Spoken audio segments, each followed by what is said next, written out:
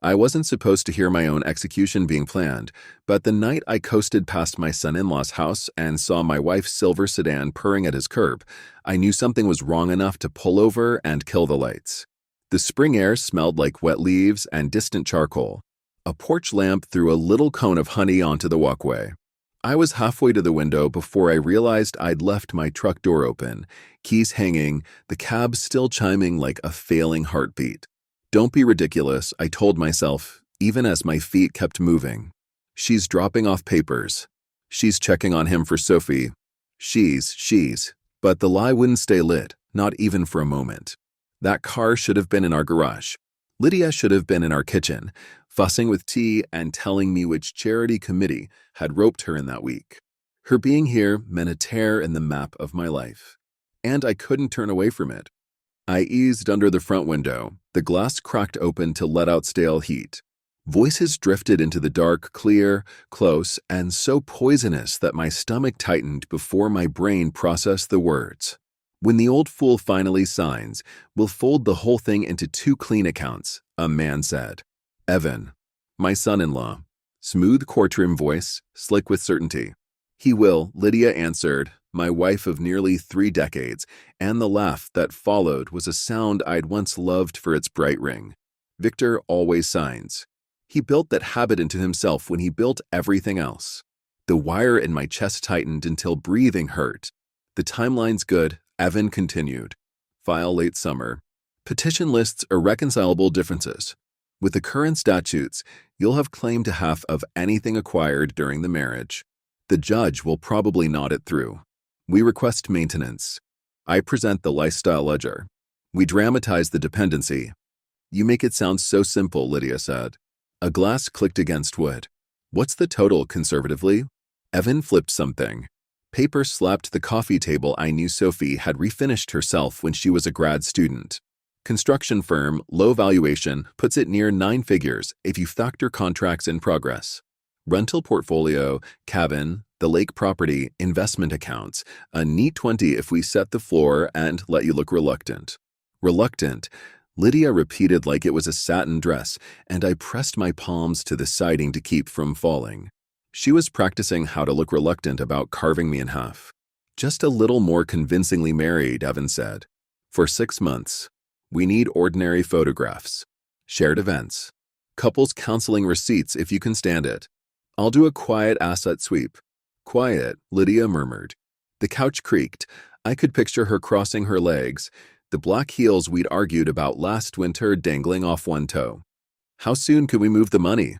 We've already begun, Evan said. He's careless. He trusts his bookkeeper, trusts his bank president, trusts you. He answers the phone in the middle of meetings. He apologizes to people who are worse than him. He's a good man. I love good men. They make everything easy. It was like listening to my own eulogy written by a stranger who'd never met me. My hand found my phone. Instinct more than thought guided my thumb to the recording app. Red circle. A soft chime. I held the screen against my shirt to block the glow. Lydia sighed. You'll be worth your fee, Evan. He chuckled. You'll be worth my fee. Don't say that, she teased, and I could hear the closeness, a current in the air I didn't have the guts to name. This is purely professional. Of course, he said smoothly. Purely. Professionally. I shifted my weight. A dry twig cracked. Inside, conversation halted like a music box lifted from a table. My mouth filled with iron. I pressed myself flat to the brick foundation, felt the grit bite into my cheek. Did you hear something? Lydia whispered. It's nothing, Evan said after a beat too long. Cat. Wind. Paranoia. He can't know. He doesn't. Victor wouldn't see a scheme if it showed up in a hard hat and flashed a permit. Don't mock the hard hat, Lydia said, the smile audible again. That's my investment source. From inside came ice in glasses. From my ribs came the drumbeat of panic. I stayed until their voices returned to their matter-of-fact rhythm. When my legs remembered being legs, I backed away, zigzagging across the lawn until my truck rose like a lifeboat out of the dark. I fumbled with the handle, slid in, killed the chime, and let my forehead rest against the steering wheel. For a long minute, I listened to the engine tick as it cooled. I watched the glow of their living room through their blinds. I smelled damp earth and gasoline. My phone lay in my lap with a red bar crawling across the screen, recording the words that had rewritten my life in under 5 minutes. Very carefully, as if quick movement could shatter the world forever, I reached up and turned the key. The truck coughed, then settled. When I looked into the rearview mirror to back out, I caught my own eyes, and they looked like a man I had met only in stories, someone about to go to war. Halfway down the block, their front door opened. Lydia stepped out first, hair smooth, a cardigan draped over her shoulders, the person everyone liked immediately. Evan followed, tie loosened, that affable grin in place, as if he could compliment a judge out of handcuffs. They spotted my truck. Startlement cracked Lydia's face like a vase dropped onto tile. She recovered in a blink. Lydia is a virtuoso of recovery. Victor, she called, crossing her arms against the chill and against me. What on earth are you doing here? I was driving by, I said. My voice didn't shake, which surprised me. Wanted to take Sophie to the diner. Thought she might be home since she said she wasn't. Guess I got my wires crossed. She's not here, Lydia said quickly. I was helping Evan sort some papers for a case. You know how he is with paperwork. He's forever misplacing things. Evan lifted both hands, palms out. Guilty as charged. I was born allergic to filing. Oh, I said, casual as a man pulling a dandelion. And what's the case? Asset division, he said without thinking. Then he tried to catch the words and stuffed them back in with a grin. We're arguing about a hedge trimmer. You wouldn't believe the hours I bill for garden equipment. Lydia's smile tightened, but she reached for my forearm. You look peaked, Vic. You working too hard again. Always, I said. It's how the rent gets paid. I glanced at her car. You left the garage door open when you took the sedan? She blinked. Did I? I don't know. I was sure I closed it. No matter, I said pleasantly. I'll check. We can't have raccoons moving in. I angled my phone so they could see the screen. The lock symbol glowed. I watched Evan see it. Very small, very fast. His eyes cut to the curtain behind him, then back to me. He was tallying contingencies. I'll be home in an hour, Lydia said, pecking me on the cheek. Her perfume was citrus and something expensive. We can get Chinese. Take your time, I said. They stood in the porch light and watched me drive away. In the mirror, I saw Lydia lean toward Evan and say something low. He didn't answer. He was already calculating damage. By the time I turned onto our street, the early spring stars had come out. Our house, brick, broad-porched, with dormers I'd cut by hand back when I still borrowed scaffolding, looked like the picture I'd held in my head for years before I could afford it. I parked behind the hedge. For a while I didn't go in. I watched the light Lydia had left on in the foyer. I counted old scuff marks on the stair treads. I thought about how many times that front door had opened to good news. Promotions, contracts, babies, Christmas trees dragged in and pine needles everywhere. Inside, the quiet was too large. Pictures lined the hallway. Sophie in pigtails holding a hammer almost bigger than her head while I studied a plank. Lydia in a green dress at some gala beaming at a camera I couldn't remember seeing. On the mantel sat our wedding portrait, Lydia's eyes bright with youth, my hand on her waist, the world in front of us like a road no one else had walked. What was I to you? I whispered to the photograph, absurdly, and then anger slammed up to strangle the softness. What am I still? I took the phone from my pocket, pressed play, and listened to the voices from Sophie's living room echo through my own. The same sentence detonated twice. When it ended, I rewound it, then forced myself not to press play again. Proof could become a compulsion. I had plenty of them now, and not just in the palm of my hand. I went to my office and closed the door. For 30 years, it had been a place of plans, not panic. I switched on the lamp, the metal shade throwing a reliable beam across the desk I'd built from slab oak. I sat down and opened a clean yellow pad.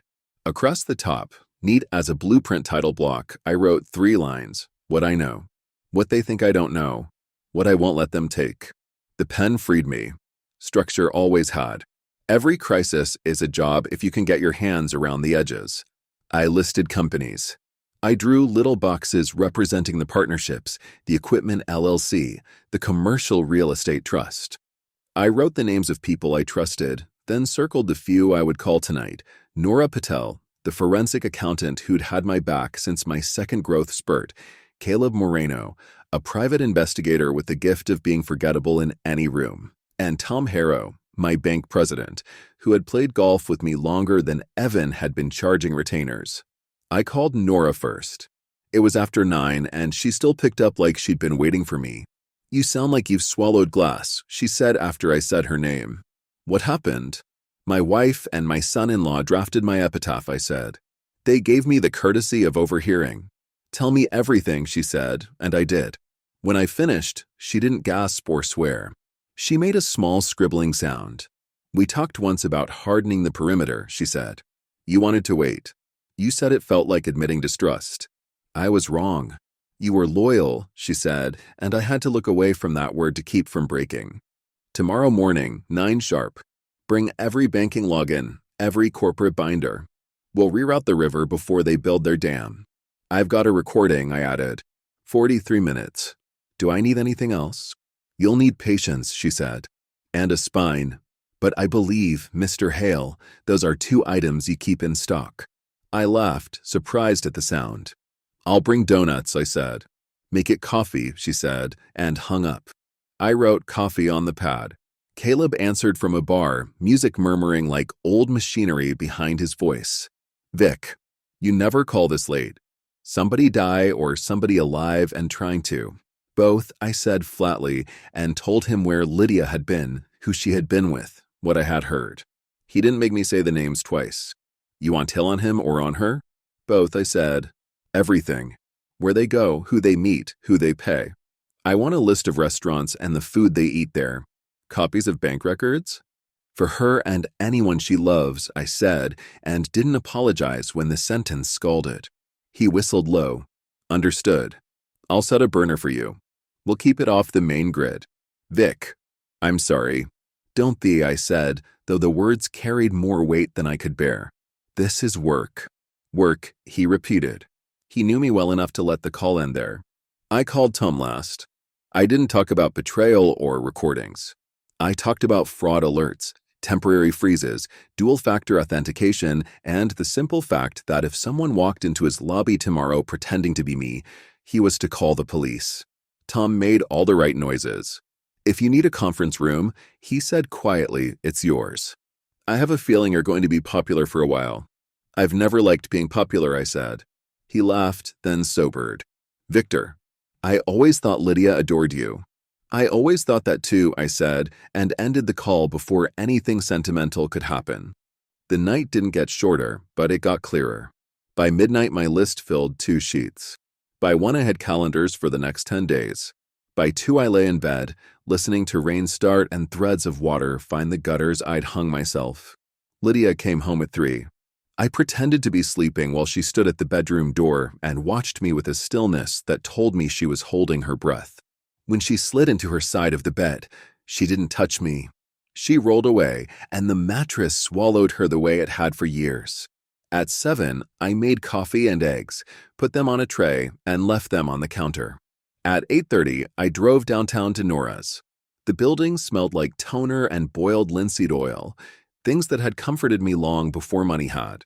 Her office walls wore framed spreadsheets and a single watercolor of a lighthouse in fog. "May I hear it?" she asked after we exchanged the bare minimum of greetings. I queued up the recording.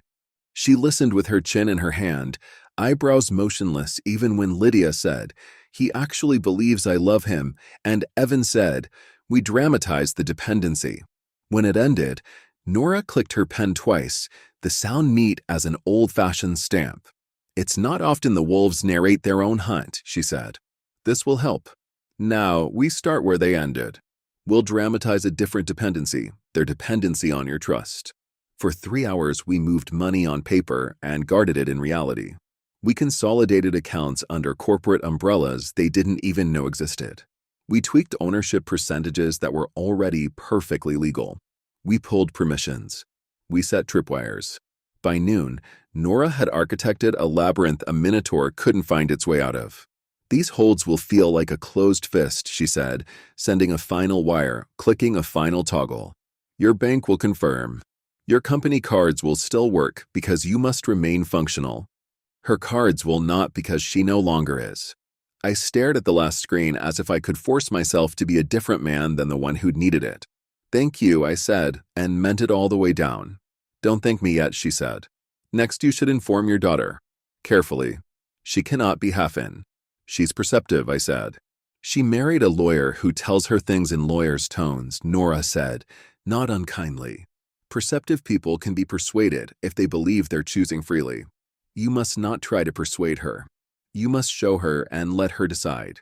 I left Nora's with a folder, a new set of passwords that my hand wrote like it had learned a new alphabet, and a sensation I'd never associated with finance, grief.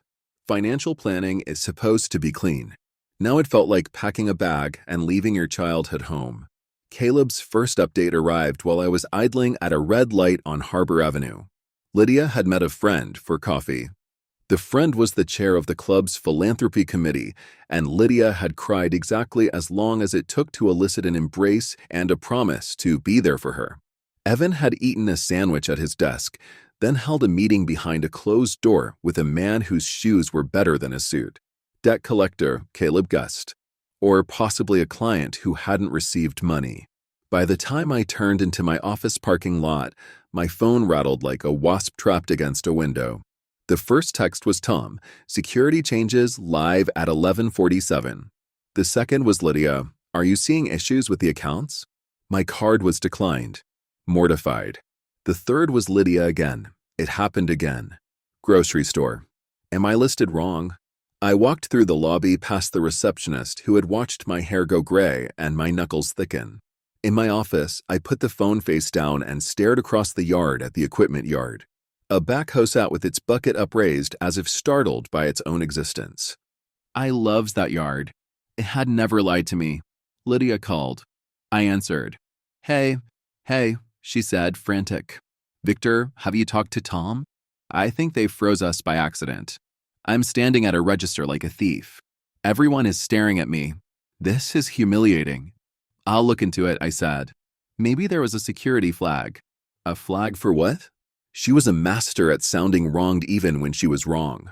We've always been exemplary customers. Call Tom now.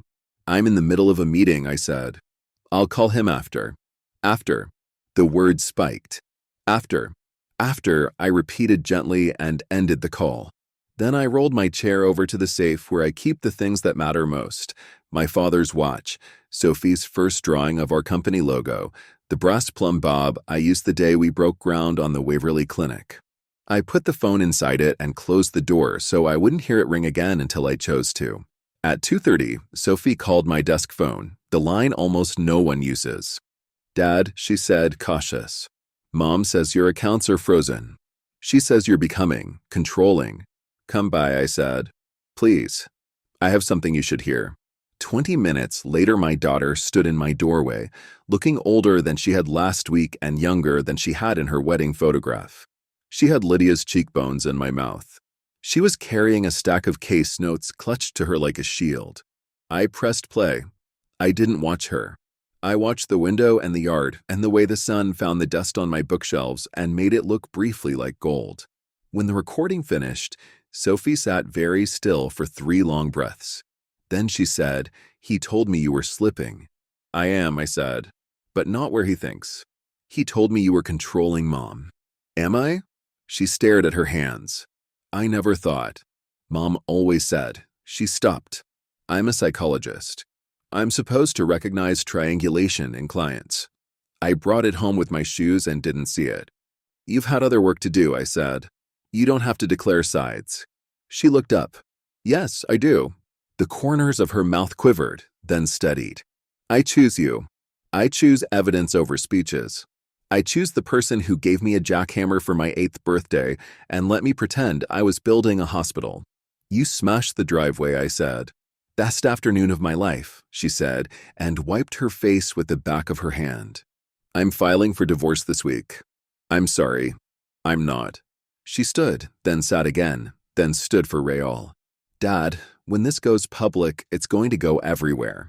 Mom is a darling in her circles. Evan is charming. People will take their calls. I know, I said. I can handle it. Because you have truth? Because I have a recording, I said dryly, and she barked a laugh, exactly my laugh. Don't let me be a weapon, she said at the door. If you need me to testify, I'll be truthful. If you need me to trap someone, I won't.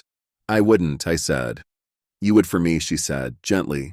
So I'm saying it out loud. Noted, I said.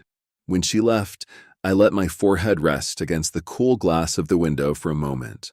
The forklift operator in the yard looked up and waved. I waved back, the motion ordinary and saving. At 5, Caleb called. He's angry walking, he said.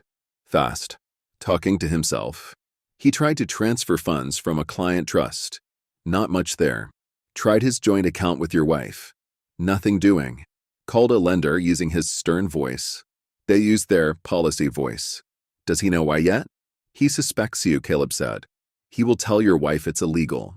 She will tell him to fix it anyway. Let them try, I said. They did. That night, Lydia drove to Evan's office after hours. Caleb rented a co-working desk in the building next door last year for reasons that had seemed paranoid at the time and wise now. He slid the microphone embedded in a pen toward the vent and let it drink the room like a thirsty man. He knows, Lydia was saying, breathless. He's closing things. I couldn't pay for coffee. Dana had to cover. I thought I would faint. Evan sounded less smooth than usual and more like a man who'd bought a suit on credit. Of course, he's closing things. He's a builder. Now he's building walls. Don't be clever. I'm not. I'm tired. We accelerate. We file Monday. We claim financial abuse. You make a declaration about intimidation. I can't lie about that, Lydia said automatically, then realized lying was the project and pivoted mid-sentence. I mean, I can write about the pressure. He's always worked. He's always made the decisions. Isn't that patriarchal? It's something we can sculpt, Evan said. We'll make generosity sound like control. We'll paint security as prison. If the judge believes our version, we get temporary orders, spousal support, occupancy of the home, restrictions on asset movement. He'll be forced to ask permission to breathe. He'll be furious. Excellent. Angry men look guilty, Evan said, forgetting I had never raised my voice in front of a judge or a child. We'll request no contact and claim stalking if he hires an investigator. Has he? Probably, Evan admitted. Paper rustled. We need you pure in the narrative, Lydia. Broken. Afraid. 2 photographs with sunglasses and no makeup. Ask Dana for makeup advice to look like you have no makeup. I hate this, Lydia said, lower. I hate meeting you.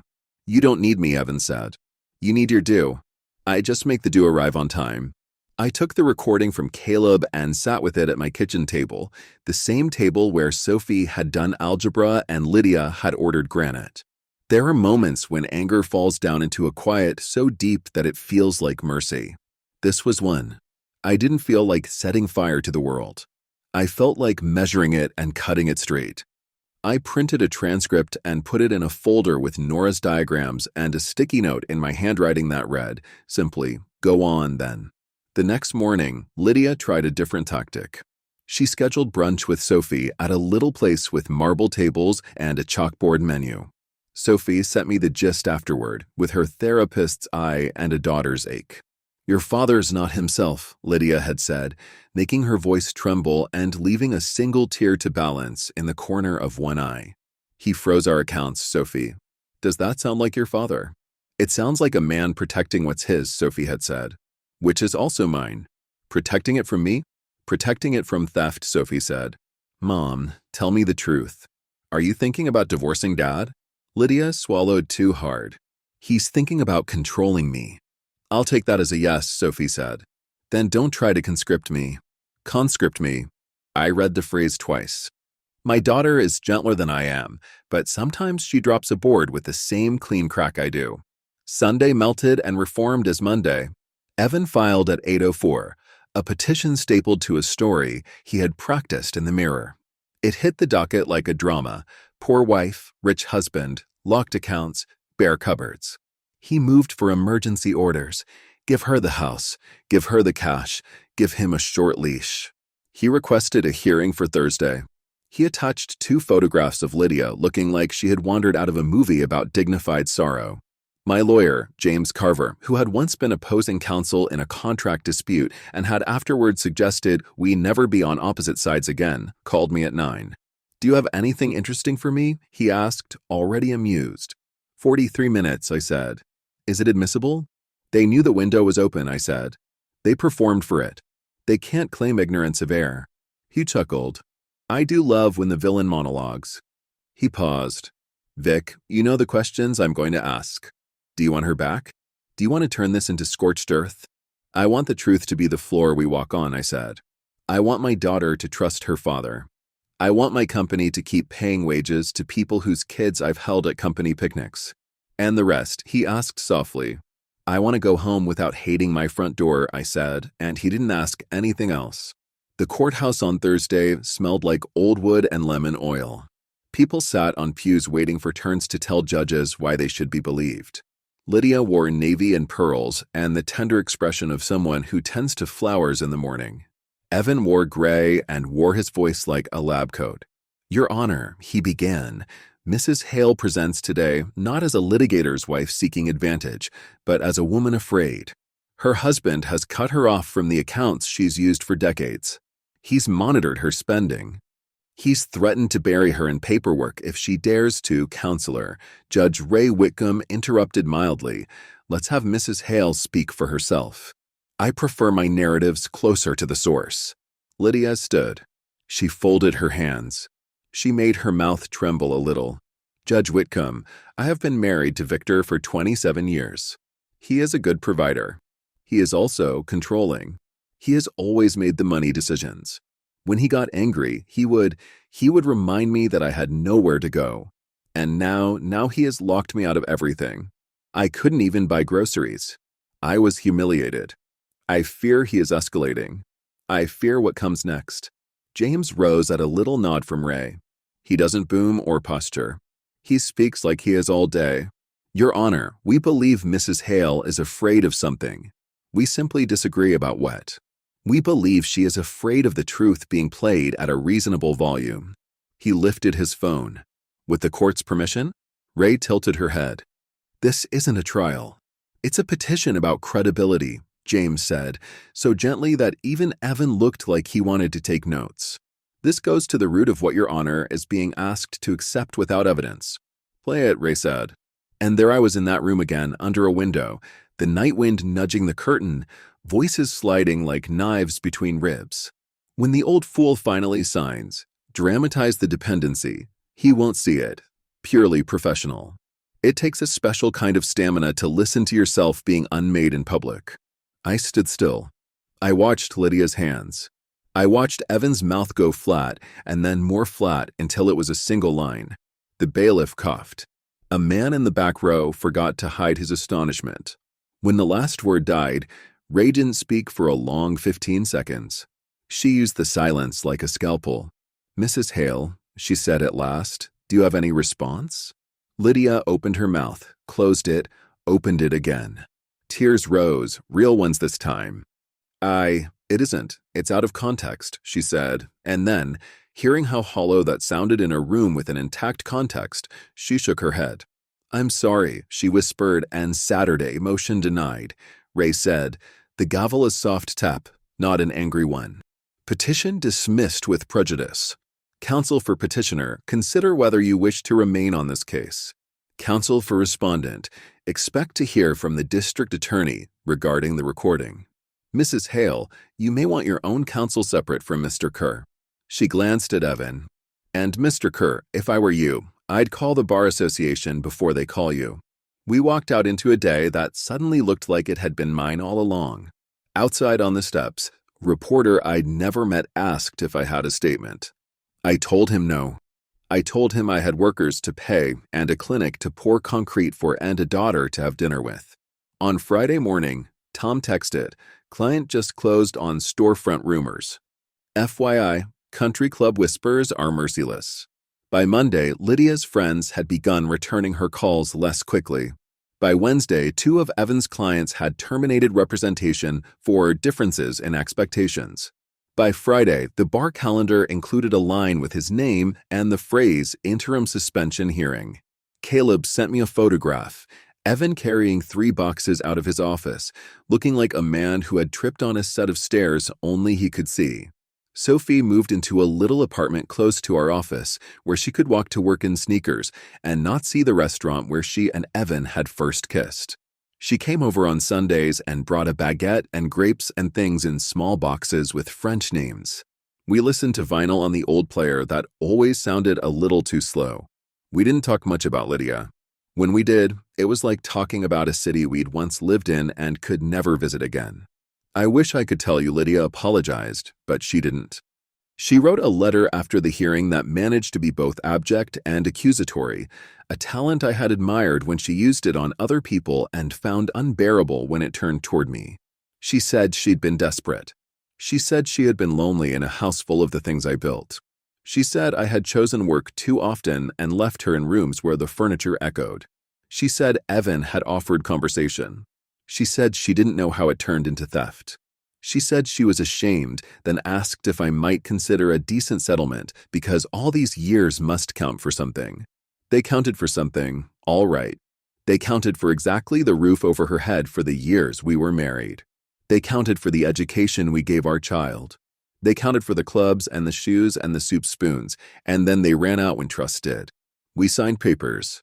She took what the law would have granted even if she'd never opened her mouth near that window, and not a penny more. Evan lost his license in the fall after the bar discovered he'd been moving client funds through his personal account for convenience. He left town. Sophie heard from a friend that he bartended in a ski village and told people he'd gotten tired of the law. She didn't laugh. She didn't cry. She said, "He's a man who believes he deserves another turn at the wheel," and I heard Lydia in that sentence and the end of Lydia in the way Sophie said it. The winter after everything burned down, snow came early and stayed longer than usual. At the job site, we strung lights along the chain-link fence because the crew liked them, not because anyone passed by would be impressed. The site superintendent with the walrus mustache brought a thermos of coffee that could have melted a sidewalk. On the last day before holidays, we all stood around a portable heater in our reflective jackets and ugly knit hats. Someone put a foil pan of tamales on the metal grate, and they hissed and steamed and made the whole yard smell like memories I didn't even own. "Boss," Tino said, "did you ever think you'd still be busting your back at your age?" "I thought I'd still be building things," I said. "I didn't know what." He clapped my shoulder. "It's good, what you build." On the drive home, I passed the little diner I'd meant to take Sophie to that long ago night. She and I had gone there since, twice, both times ordering too much and taking our time with refills. In the window was a hand-painted sign, "Chili Cook-Off next Saturday." Lydia never liked chili. I parked anyway. Inside, the waitress called me sweetheart and set down a bowl the size of a sink. I ate slow. I watched people come and go in coats zipped up to their chins. I listened to the wind find a seam around the door and whistle through it like a harmonica. Not once did I feel like I was waiting for permission to be in my own life. You want the neat moral. I can feel you leaning toward it from here. But people aren't morals. We're a pile of days and a few hard choices.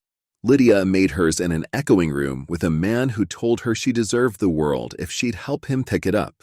I made mine under a window with the night pressing on my back. Sophie made hers at a marble table with a coffee she didn't finish. None of us did it elegantly. We just did it one word, one phone call, one pen stroke at a time.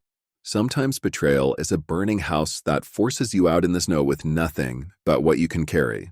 Sometimes it's a lock you quietly change at noon. For me, it was both. I stood outside and watched a fire I didn't set do the work I didn't have the courage to do. Then I went inside the new place, closed the door, and slept on the floor until morning. I kept the recording. Not because I need to hear it, I haven't played it again since court, but because it reminds me that the leaf without boundaries is an unlocked door, and I'm done sleeping with the lights on. Now, when I come home, I turn the key in a lock I paid for, and I feel the thunk in my hand and the weight of the door and the air on the other side. The house smells like sawdust some nights and like the stew I oversalted others. On the mantel sits the wedding picture because I haven't decided what to do with it. Beside it is a newer frame with a different image, Sophie and me, hard hats on, standing in front of a clinic that is all windows and sunlight. The ribbon at our feet is blue and ridiculous. Her smile is the kind that makes a man believe in weather turning. I thought I would be lonelier than this. But the truth takes up space, and when you let it move in, it does the work walls are supposed to do. It holds. It keeps rain where rain belongs. It lets light through. It refuses to lean even when everything else does. You can work with that. You can build on it. So that's what I do. I get up early. I pour coffee into the thermos with a dent that looks like Iowa. I drive to where the ground is waiting. I stand in the cold and the noise and the mud and tell machines where to bite, and at the end of the day something exists that didn't before. A line of concrete that will be a corridor. A stack of lumber that will be a wall. A set of beams that will hold up a roof under snow. I come home to quiet. I carry it like a coat that actually fits. Once in a while, late, when I can't sleep, I drive past the house where this started. The porch lamp still throws the same honey circle. The curtains are different now. Sophie put them up herself. She tells me she opens that window when it rains because she likes the smell and doesn't mind the damp. The sedan is not at the curb. It sits in a parking lot by a strip mall where Lydia helps people pick out dresses they can't afford. Sometimes I wave at the window. Sometimes I let the truck glide by without slowing. Always I keep my eyes open. I wasn't supposed to hear my own execution being planned, but I did. And here I am. I'm still building, still carrying, still measuring twice before I cut. The difference now is that the blueprint pinned to my wall is honest. If you've never seen one, you should. It looks like a maze until you learn the code. Then it looks like a home.